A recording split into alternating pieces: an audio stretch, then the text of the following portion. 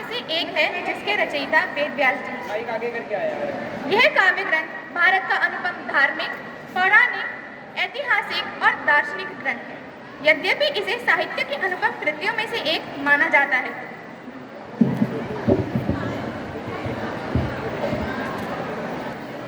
यद्यपि इसे साहित्य की अनुपम कृतियों में से एक माना जाता है, किंतु आज भी यह ग्रंथ प्रत्येक भारतीय के लिए एक अनुकरणीय स्रोत है।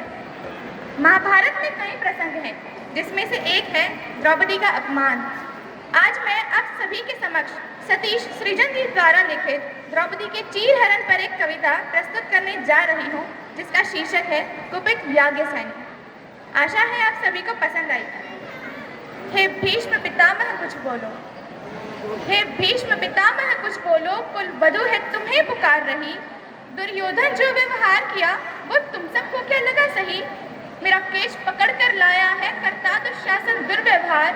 आर्यों की सब माताओं ने क्या नहीं दिया कोई संस्कार। मैंने तो दाव नहीं खेला चौसर की शाही क्रीड़ा में। है दोष नहीं जब कोई मेरा तो क्यों मैं ऐसी पीड़ा में। संपत्ति न मैं किसी राजा की जो हारे मुझको खेल जुआ। दादा तुम तो नीति प्रिय हो, फिर तू क्यों यूं लाचार हुआ। जब गंगा सुत कुछ कह न सका, कृष्ण ने राजा से पूछा।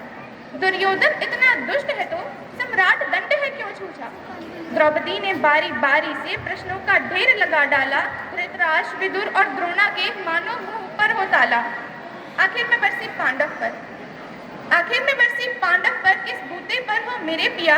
कुछ कहो बतारो क्या सूझा, मुझको बाजी में लगा दिया।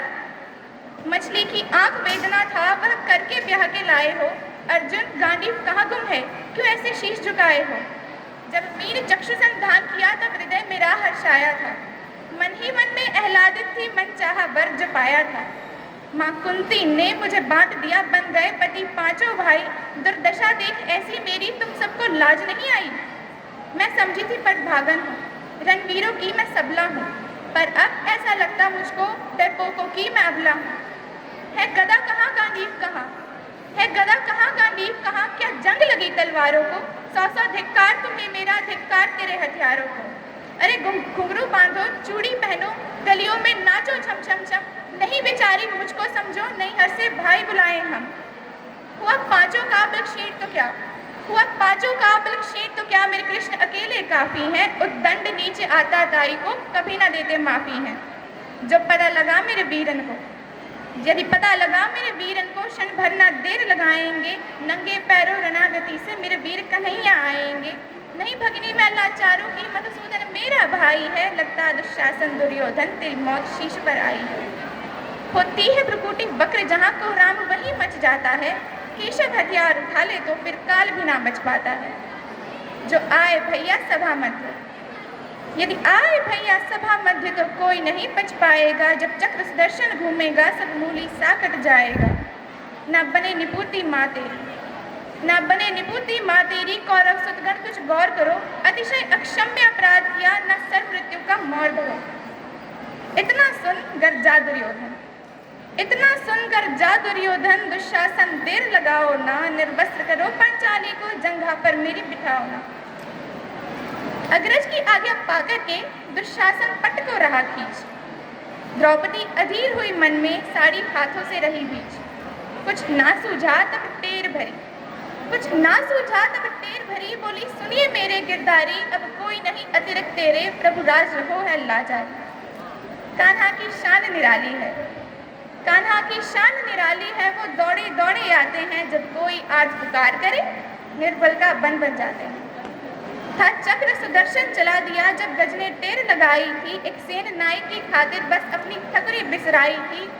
मुट्ठी भर तंदुर के बदले दो लोग सुदामा पाया था। एक बार पुरंदर के कारण उंगली पर अचल उठाया था। अब की द्रौपदी की बारी थी, अब की द्रौपदी की बारी थी। रो रो कर कृष्ण पुकारी थी। हो गए रास्ते बंद सभी, अब अंतिम राह मुरारी थी। हुए कृष्ण कृपालु कृष्णा पर, हुए कृष्ण कृपालु कृष्णा पर। माधव जो करण पुकार सुनी, जहाँ देखो साड़ी ही साड़ी धरती अंबर तक चीर बुनी। अनुव्रत खींचता रहा चीर पर, छोड़ दूसरा पा न सका। हो गया चूर थक कर लेकिन साड़ी की थान न लगा सका।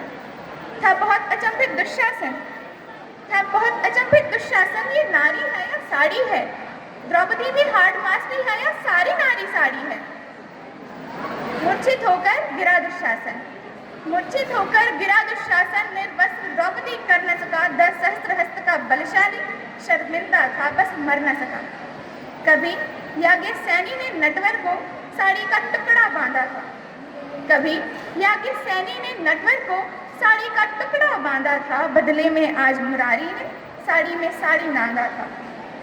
श्री कृष्ण भाव के भूखे हैं, श्री कृष्ण भाव के भूखे हैं, भक्तों की श्रद्धा प्यारी है, रणचुपता करते ब्याज सहित माधव की लीला न्यारी है, रणचुपता करते ब्याज सहित माधव की लीला न्यारी है।